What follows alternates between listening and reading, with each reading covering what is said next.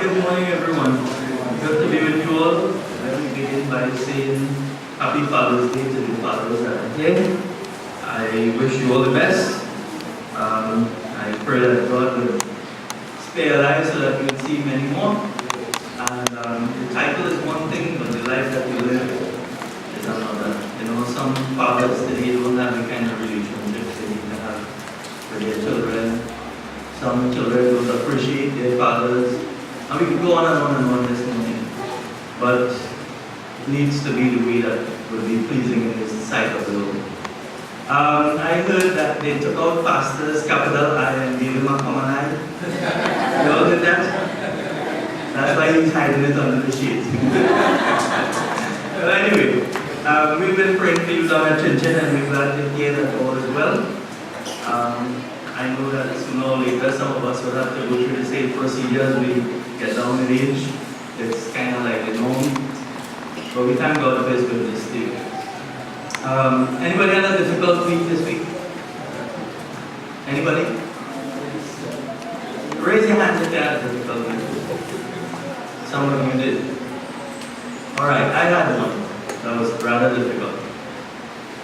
Not that something was wrong with me, but just happened to hear about some of the issues that some other people are going through. This morning, we have a young lady whose father was a former member of our church. He died about a year and a half ago. Shortly after that, his father-in-law died. Then, shortly after that, his mother-in-law died. And his wife has been struggling to deal with all these deaths in less than a year and a half. And now, I got a call a few days ago, a 30-year-old daughter who was perfectly normal, just got married, ended up in the hospital, was diagnosed with a brain tumor, a malignant brain tumor. She is non-responsive to the hospital right now in Mondo. She was sent there from St. Augustine Private Medical. And the family is really having a hard time. You know, I went there to visit my mother at the hospital, and Grace was also there with me. And she said that she's starting to feel that God has given up on her. Life can be real difficult. You know that, folks? Even for Christians, and she's a believer. When we go back in the scripture and we look at the life of Job, we see that Job's suffering was, more than I believe any man could go through and still stand. Yet still, God was a part of that. God not only selected Job to go through much difficulties in his life, but also He sustained Job through it all. The reason I'm saying this is because I'm here. You know, today's Father's Day and you're supposed to be happy and chirpy and jolly and so on. But to be honest, I don't feel that way just because of what's happening in the life of this family.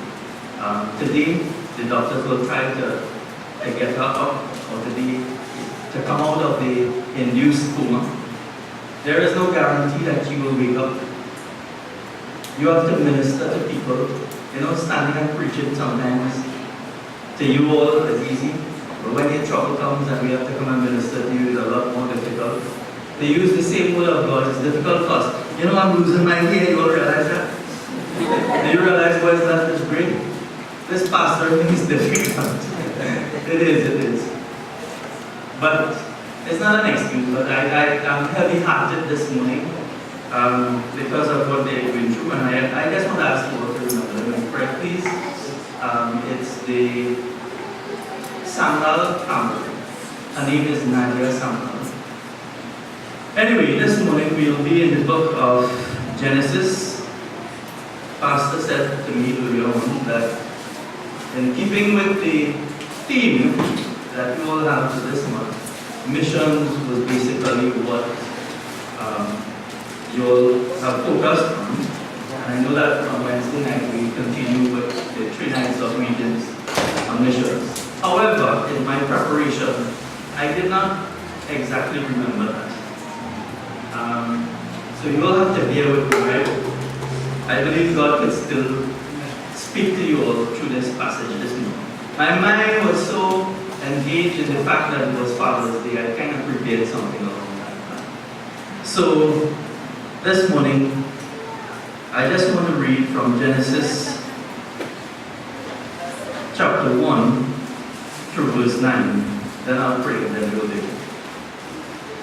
Genesis 6, 1 through 9. And this is what it says.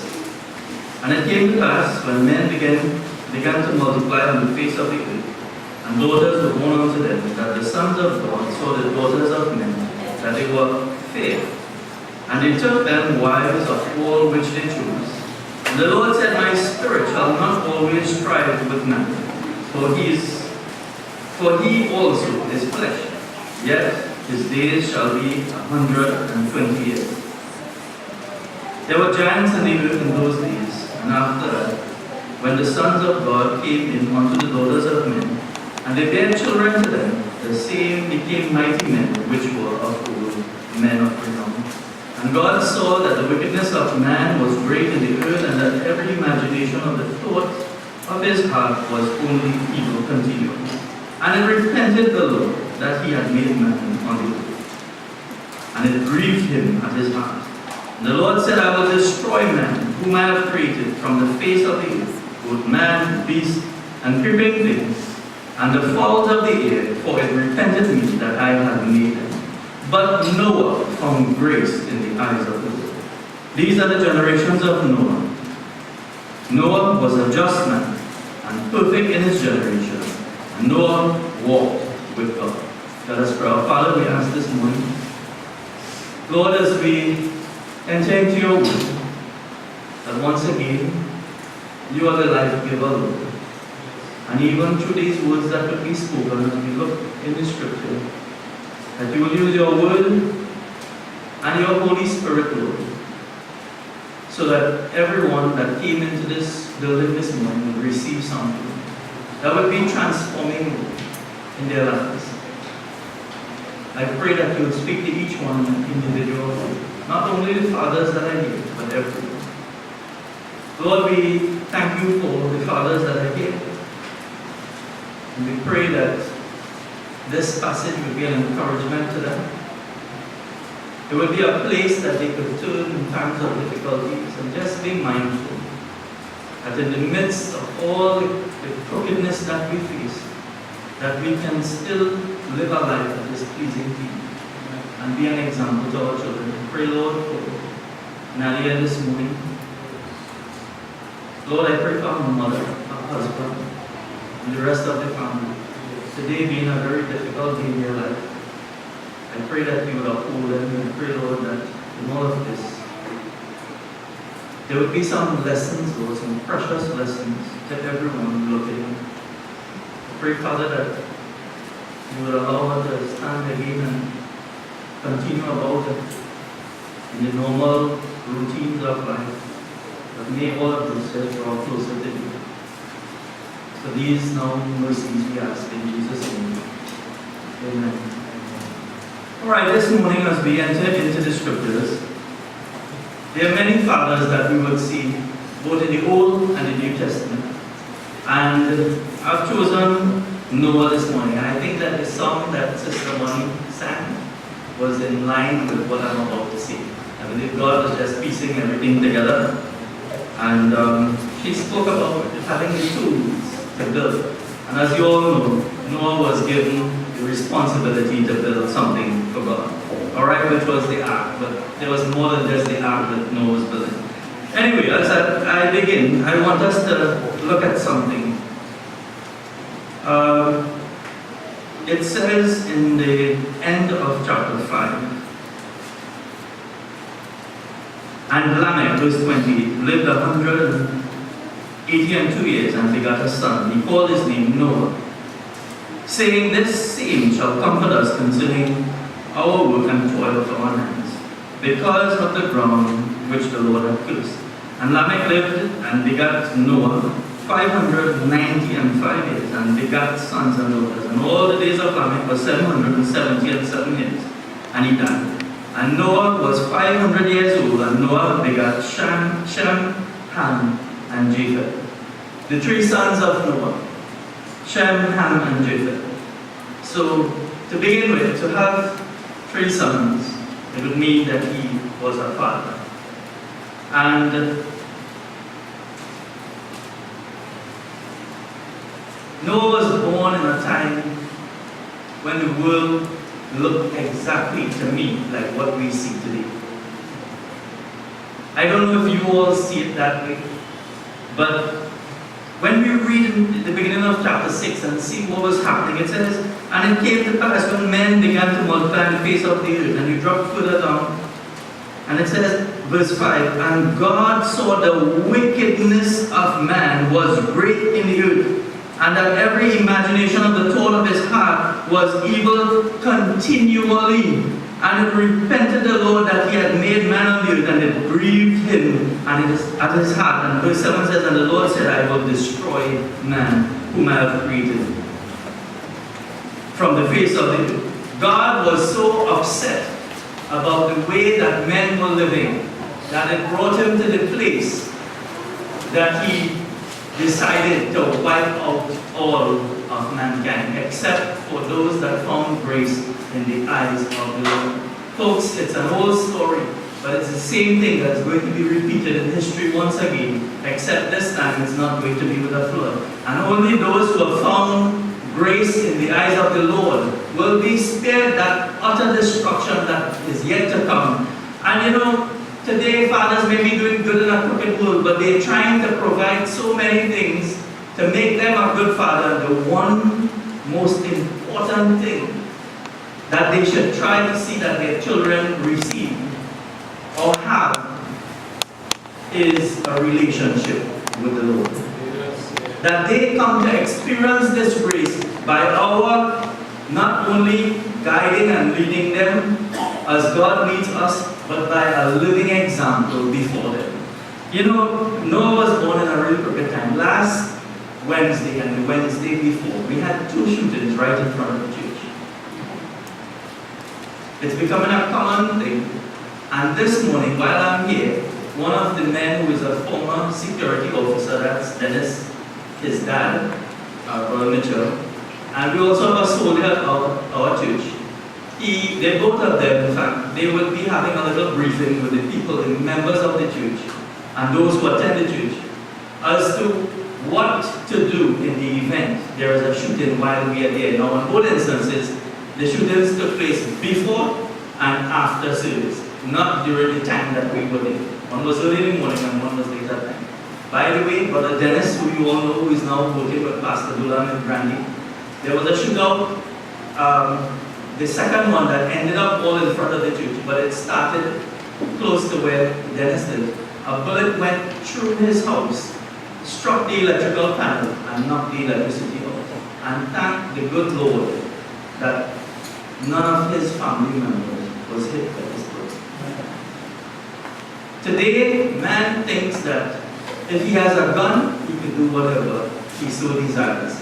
And seemingly there is no consequence. And this world is just falling down around us. As we look around, everything that is happening is everything that God hates. I believe today when God looks at this world, it's no different from what is happening or what was happening back in Noah's time. Everybody can't cope with life, so they're on something or the other, addicted to something, using something, trying something. Life is getting more difficult financially in Trinidad. People are becoming more crooked in terms of honesty and doing things that are right and pleasing in the sight of the Lord because they think, well, everybody else is doing it, so it's okay to do it. But I believe people who have experienced the grace of God will stand up and do what is right, no matter what is happening around them. And that's what Noah did, and that's what we want to use Noah this morning as an example to us as a father and to us as fathers, that we might be able to do the same in this world which we live, here and now, and still be people who will live up to God's expectation and lead our families along that path. That's what he did. And they were rewarded in the end when nobody else seemed to have received the same reward. And so, folks, I don't know what's happening.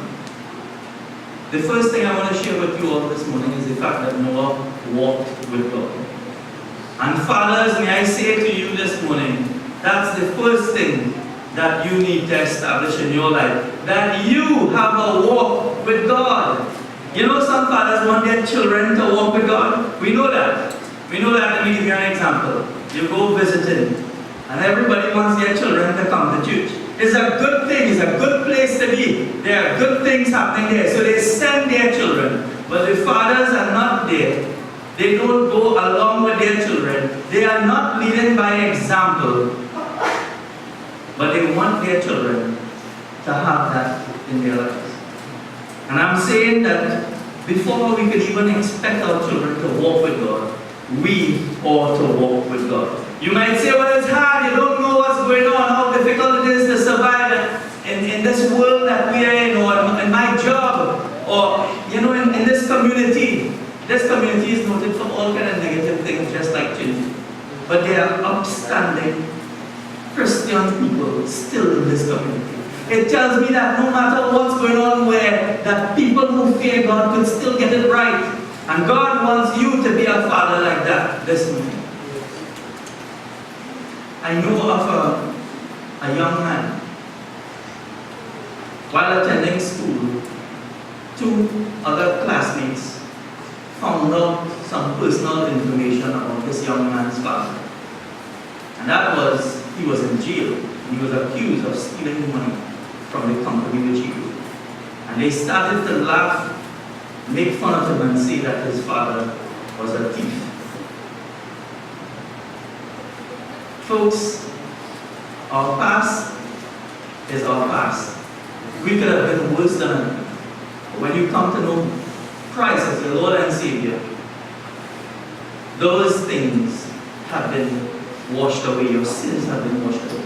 And there is a new start for those of us who may have been or presently in a situation that is not ideal. I'm saying to you, and I use the thief thing as an example, but we can have sins come in all shapes and sizes. But we can be bound in sin in one area of our life. But Christ can make the difference and set you free. That you can become, regardless of your past, an example before your children to get it right and to walk with God.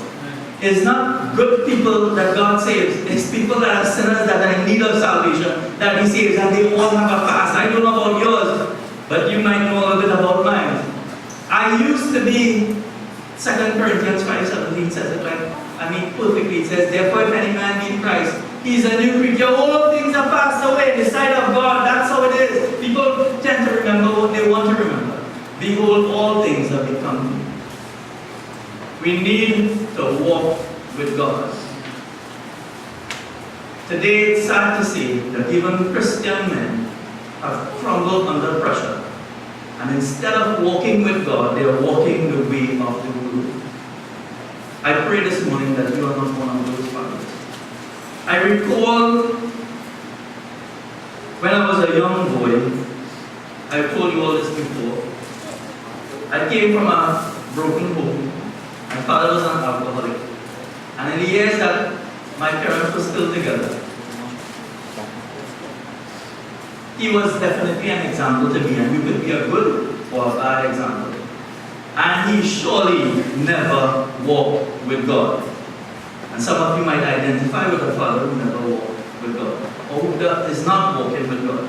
For example, I want to understand what I'm saying. My father would never take me, even though we were supposed to be Hindus, to a temple, which is supposed to be the place of worship, but that didn't mean anything. We would never go to a Sunday school, even though there were Sunday schools close by, because these are the same people who say all God, one God. So you could go to a Sunday school, you could go to the temple, you could go to, it doesn't matter, just go somewhere. He would never take me to those places.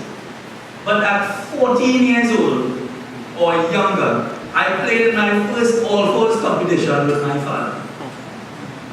Look at what he was teaching me. Look at what he was leading me. Now, today, men think that that's a feather in their cap. If you have a young son and you have taught him to be a real good card player and could stand between an all-first competition with men, smelly, drunk, filthy men playing cards, that you are a real man if you've done that.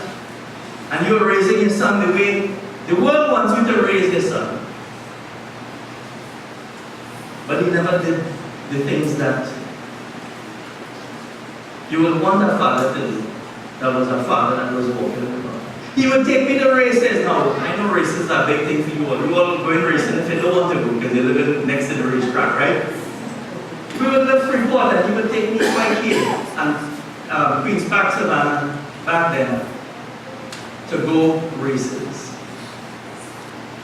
One of the memories that I have, which is not a nice one, when I was a teenager, I already started TNTech as an apprentice at age 16. One day he came home drunk.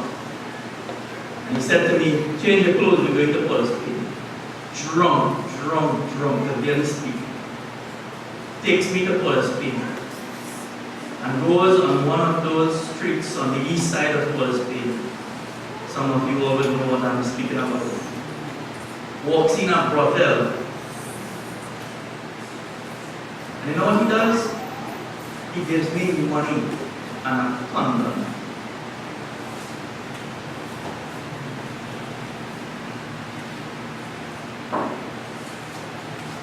What am I supposed to do with that? Folks, the reality is, some of us are horrible fathers. And I would hate to think that we as Christian fathers have joined arms with the world and are leading our children to believe this is the way that life is supposed to be.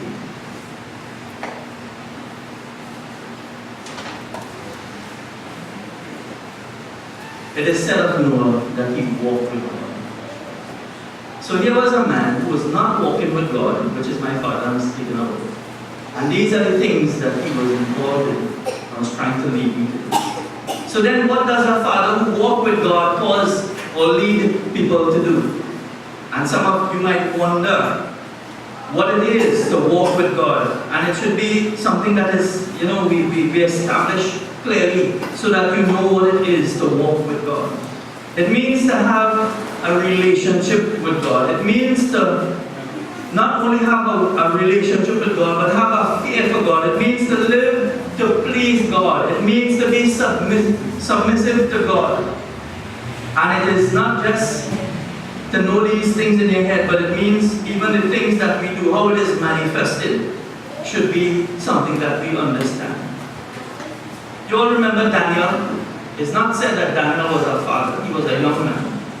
But Daniel was taken into captivity, into Babylonian captivity, and he found himself in a non-ideal world, just like what Noah lived in, just like what we are living in today. But it says in the book of Daniel, and turn there with me just for a little while, Daniel chapter 1. Hold your place in Genesis chapter 6, but let's just look at Daniel chapter 1 for a little while. It says concerning Daniel in verse 8, 1:8, Daniel 1:8. But Daniel purposed in his heart that he would not defile himself with the portion of the king's meat, nor with the wine which he drank. Therefore he requested of the prince of the eunuch that he might not defile himself. It is said that Daniel purposed in his heart that he will not defile himself. Friends, it means to say that a man who walks with God, and so was Daniel, just like Noah, he has purpose in his heart that he will not defile himself. He will not go and taint himself with the sinfulness or the sinful acts of this world or habits of this world. We look around and we see people doing all sorts of things. And it's so easy because everybody else is doing it. It makes it seem acceptable that's okay to do that. Everybody is doing whatever they want, so I need to do the same. I want to share something kind of by way of testimony with you all this morning. 14 years ago, Michael was born, our second son. December the 6th will be 14. My wife said that she wanted to be at home, leaving her job as she worked as a CSR or tech, so that she could be there, not only to take care of their physical needs as children, but to try to raise them and instill in them the fear of God. You know, today we think, and I've said it before, that if you go out there and you work, and you buy all the nicest stuff for them, and you send them to all the play schools, and you send them on a trip here, there, and everywhere, that you are a good parent. She was considered a fool by her own parents. Why would you deny your children of what the money that you work for could buy? Instead of recognizing this is a gain instead of a loss, that you could be there. Folks, whose responsibility is it to raise your children? Whose responsibility is it to raise your child? Fathers, it is you, and mothers, it is you. It is not a babysitter. It is not grandma, grandpa, or anybody else. It is your responsibility, and I want to show you the pull that the world has on us. And we started even believing it and accepting it, that it is not smart to raise a child and to be there and teach them all the right values and raise them in the fear of God. But rather, it is smarter to go out into this world, deny that time with your children and all the proper values, God-given values, so that you could give them their material needs. You know, some people would rather have a doctor, a lawyer, a linesman. I was a linesman, right? So I didn't do that. Than a fool who fears God. Think with me for a little while. Noah walked with God. Noah said, I'm going to walk with God. I am going to ensure that I do not define myself nor my children with the things of the world, because it looks so good. But in the end, look at the world who had everything and looked at Noah as a fool. What are you doing in a time and a day, in a place where there is no rain, there hasn't been rain for a long time, and you are building an ark? You must be a fool. Folks, if you haven't been called a fool, or someone who's trying to please the Lord in your life, sooner or later, people will think you're a fool. And it's okay to be called a fool, but to know that you are doing that which pleases God. Noah was seen like an idiot in his time, and surely his family. Could you imagine other people's children looking at Noah's children and saying, so let me guess, you're going to church? Let me guess, you're going to visit? Let me guess, you're going to prayer meeting? And they were having a good time. They were having a good time. And I want us to see that sometimes we cheat ourselves out of these things for something that is far worse, which we seem to think is better. Noah walked with God. And you need to purpose in your heart, fathers, not only to walk with God, but in so doing, that you will not defile yourself with the things of the world.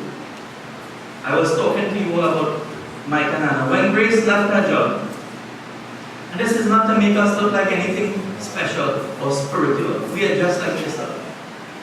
She prayed before leaving, Lord, when my children are old enough to start secondary school, by this time they can take care of their own needs, in a manner of speaking.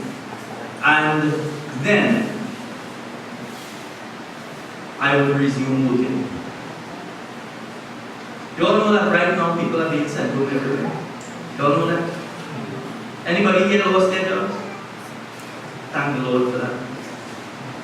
But people are being laid off left, right, and center because of the economic crisis that we face.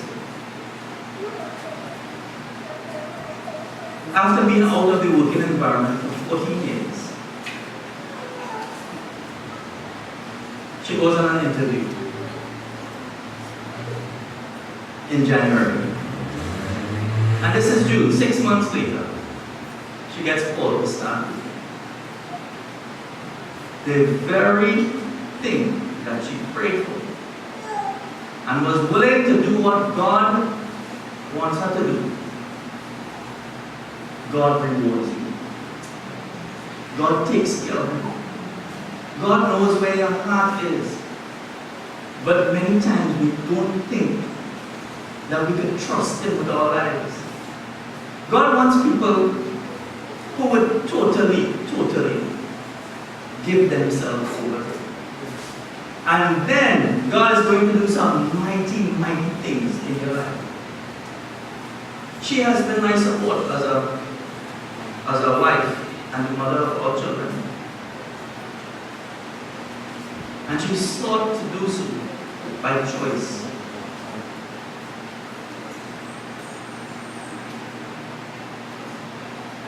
And there are some rewards and some blessings that will come along with doing that. So far, we have seen, by the grace of God, that they have a faith for God. And there is nothing that I want more than that for my children. Nothing. If I had all the millions in the world, that's not what I want for them. I just want them to know the Lord. But it starts with me walking with God and not defiling myself. They've heard my story just like you, that I was, as defiled could be. But no matter how far you have gone, God is able to change that in your life and make you into the Father that He wants you to be. Some of us live only regretting and saying, well, if I was this and if I was that. But God gives you the opportunity to change. And He changes you from the inside out. In fact, God does the work. You just have to submit yourself before Him. So don't live in regrets and say, I wish I was like that person. I could have been like that person, but I did otherwise. Here and now, today is a good day to start getting it right and saying, I'm no longer going to defile myself with what's going on in this world and do what everybody else is doing. Daniel, here, just like Noah, they both did not defile themselves with the environment and what was going on around them. They were testimonies among the people that they lived, wherever they went. And just the same way, a father that walks with God is a testimony, whether he recognizes it or not. People are looking at you and they're seeing that you're living different from their living. It says concerning the Hebrew boys in verse 9 or 19 of Daniel 1:19, that there were none like them. And folks, there was none like Noah and his family back in his times. And so too, none like Daniel and the Hebrew boys back then, because they were willing to set themselves apart from this world. And you have to be willing to do so just the same. As you all know, King Nebuchadnezzar in chapter 3 and verse 12 erected this golden image, and they were supposed to bow down before the golden image. And some of us, or most of us, think that we are not bowing down to any image out there, and we may not in terms of a statue, if you want to call it that, or a murti as the Hindus would be familiar with. But we are still bowing down to the God of this world. We are still giving in to His plan for our lives instead of God's plan. His way instead of God's way. What will honor Him instead of what will honor God. And we need to understand that we have been called to live a different life. We can't live like everybody else and just talk Christianity and expect the blessings of God to be upon our lives. Some of us wear Christianity like a pendant, like a keychain, like an accessory instead of being a Christian. And fathers, you can't just have a little smudge of Christianity on you. You have to be a full-fledged Christian who walks with God if you want your children to walk with God. God will be more honored with you and your living and your life if you will walk His way than to give your children all the material blessings in this world and not walk with God. And many of us have cheated ourselves out of that because we think that they need all these things. They faced the fiery furnace, Daniel and the other Hebrew boys, and so too will we face it when we stand up for our God. People will be laughing at you, making fun of you. It will be 28 or 29 years since I completed my apprenticeship with TNTech. The guys got on WhatsApp and started this chat group, and they said that they want to have a reunion. And they all found out one way or the other that now I'm a pastor. And they're saying, well, we found the venue, we know the date, we know the contribution that people want to make, and I know the guys. They want to drink, they want to just have a good time on the day of this thing. One of them even said on the chat publicly that, well, we have the pastor to bless the rum for us. So they're making fun of me. And you have to face the fiery furnace at times when people will say and treat you well. But you have to walk with God. I have a purpose in my heart that let them keep their reunion. I will not be there. I will not be there. You follow in my ways. I'm not going to follow in yours. I'm supposed to say to them, let's come to the house of God. And if you don't want the invitation, I'm not going to suffer. It's you. I'm not going to put myself among men smoking weed, drinking rum, cussing and getting on, bringing somebody else's wife on that day when they have the reunion, or somebody who's not their wife, and we all have a big, happy, jolly time. No, I'm not going to do that. And we have to be willing to take a stand. Christians today, fathers, mothers, everybody, if we're not careful, we kind of just go with the flow. You have to be able to stand up. You have to lose some people. You have to cut some ties. And we're not willing to do that to be. Everybody left Noah because of his God. And we would rather have everybody if we have to give up God. Friends, in this world, if you decide to follow after God, people are going to just naturally walk away from you. Friends, family, people that you work with, people in your neighborhood, you find it getting lonely with time, but you are still required to do what? And it says, when they were found with no fault. In chapter 6, it said about Daniel that he continued to pray. And they had to actually try to outsmart Daniel so that they could punish him, because he still continued to pray even there was a decree that they should not pray. He would face east and pray, as you know. And it's good to be a father who would be guilty of prayer, no matter who says what. A father who walks with God will not defile himself. A father who walks with God will be like no other. A father who walks with God will not bow down to golden images, and he will be found with no fault. He will be guilty of prayer in times of prayer. And he will sometimes have to face the lion head on. The roaring lion, which is Satan, when he seeks to raise his family in the fear of God. The devil will throw every single thing at you and make life as difficult as it can be. But you are still required. Noah, in the time that he built the ark, the world was upside down. Noah still set the right example. He was a witness before God. Not only he walked with God, but he was a witness before the people that he had a relationship with God. And it comes when you live a life that is separated and that is not like everybody else's life, and doing what everybody else is doing despite what people think of you. Friends, you know, people thought that we were mad people when both of us for about 2 or 3 years were actually unemployed, my wife and myself. And instead of running somewhere to try to do something about that, we focus on ministry. And people were saying, but all they have children, look them there 14 years, 19 years later. Because I just was trying to do what God wanted me to do. And God was taking care of the rest. And fathers, I want you to know, a father who walks with God will trust God to take care of his children and not try to do it on his own. And he will be a witness, not only to the people around him, but even to his own children. What does your child or children see when they look at you? When they look at you, the talk or the action? Noah just got busy doing what God wanted. Not only was a witness, but he worked for God. You know, in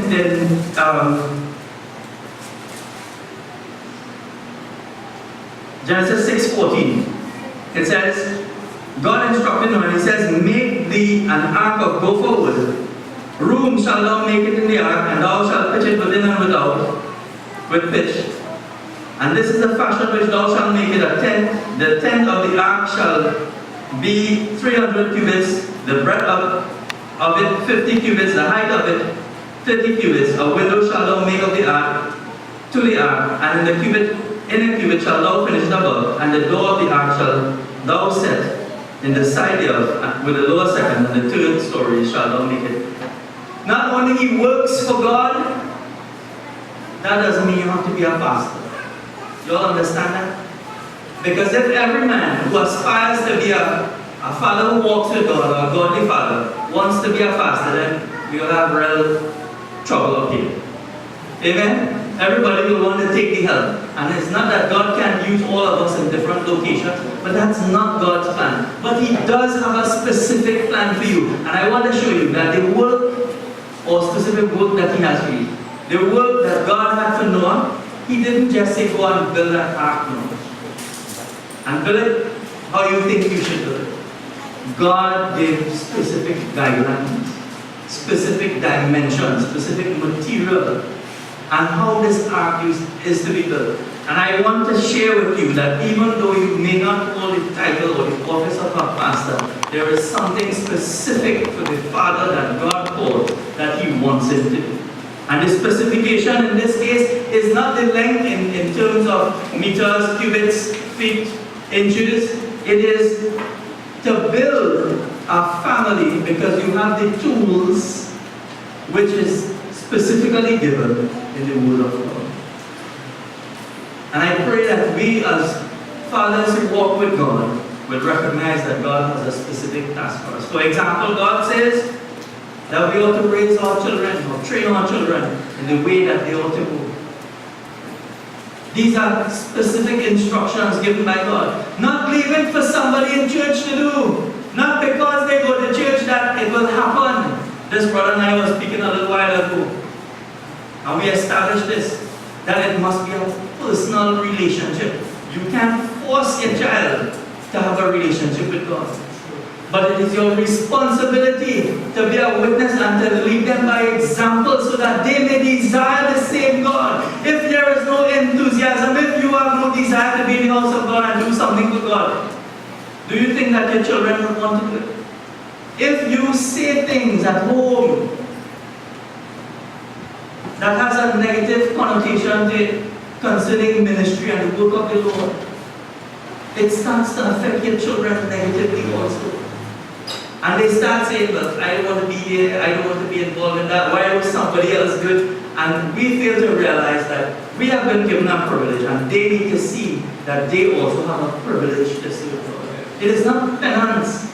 It is a privilege to do something for God so that when His time of rewards will come, that we will be in line for something.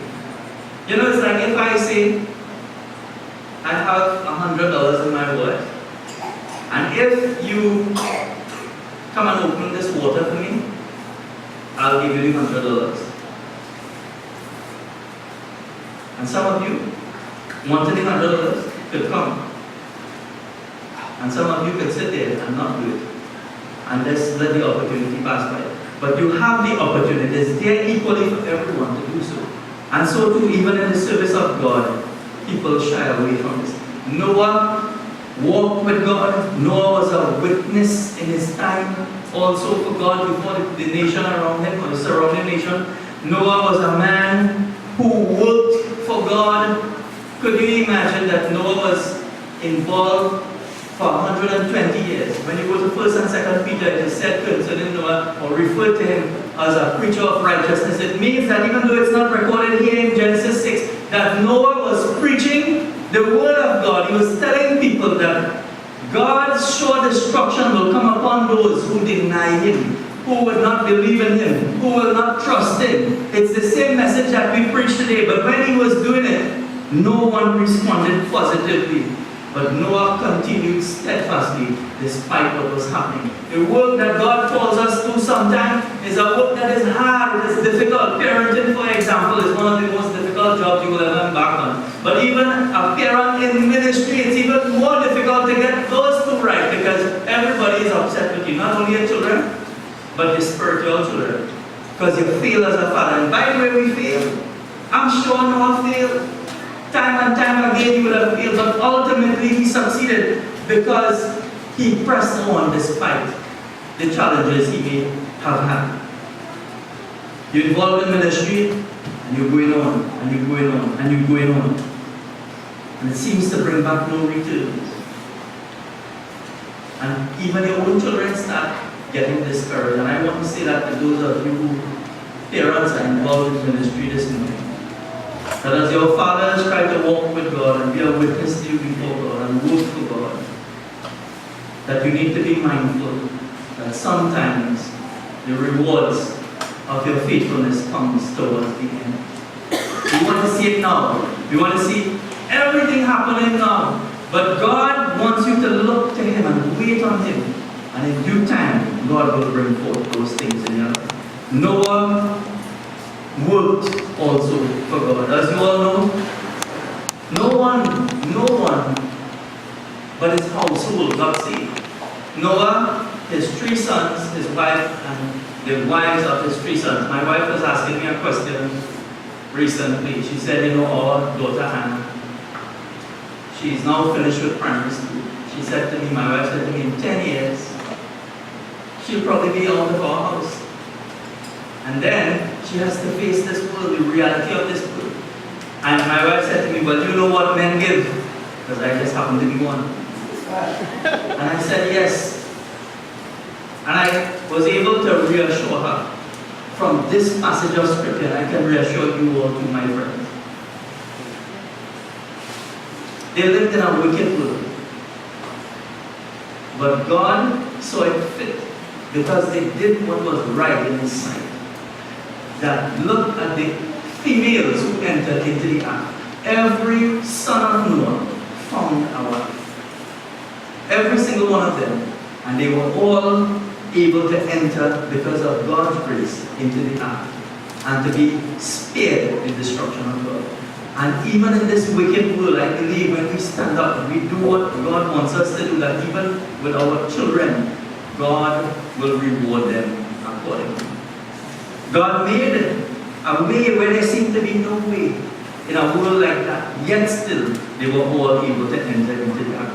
And last but not least this morning, after the flood, it is said in Genesis chapter 8 and verse 20, and Noah built an altar unto the Lord, and took of every clean beast and of every clean fowl, and offered burnt offerings on the altar. And here we see the altar. When you read in Genesis, as you go along and you read concerning the life of Abraham also, you will see time and time again, Abraham erected altars and worshiping God.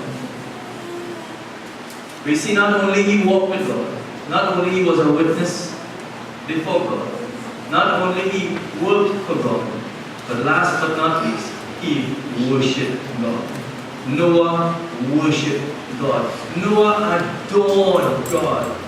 Noah longed to do so in his time, despite all that was happening. Friends, worship, and I've said this to Chinchin because we were kind of going the wrong way for a little while. Worship is more than a song. People come to worship and their hands all up in the air and tears running down their eyes, and they leave and they say, we had a good worship service because you have a good musician who can stir your flesh from that time. But worship, some songwriter wrote, is more than a song. You see, Noah worshipped God by the life that he lived in obedience to God. And he praised God in a perverse world in his time, despite everybody else doing other things. And so can you be a true worshiper of God in spirit and in truth, not just saying that we worship God, but truly worshiping God in the true essence or sense of the word, that God in the end will have done all that He did for them.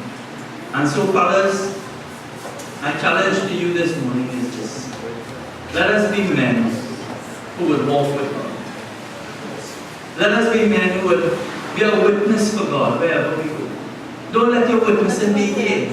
Let it be out here. Don't live one life here and live another there. Many of us struggle with that if we want to face reality. We are everything that we need to be in the eyes of men and somebody else elsewhere. Doing a work for God. If you're just coming and going, there is something. We have been blessed with spiritual gifts. And it is to be used in the ministry of the Lord. The body is described, or the body of Christ is described as, or compared with a human body. The ear could only hear. The eyes could only see. The nose can only smell. And there is a specific task for each person if we want to get involved in the work of the Lord. Working is not from behind this desk. That's how people tend to think of it. But working is sometimes working behind the scene where nobody ever knows. It's not about being seen. Noah did not do what he did to be seen, but he couldn't help being seen. But being seen. Because the ark stood out, and everyone could have seen him and his family. And not only work, but let us be men who would worship and adore our Lord.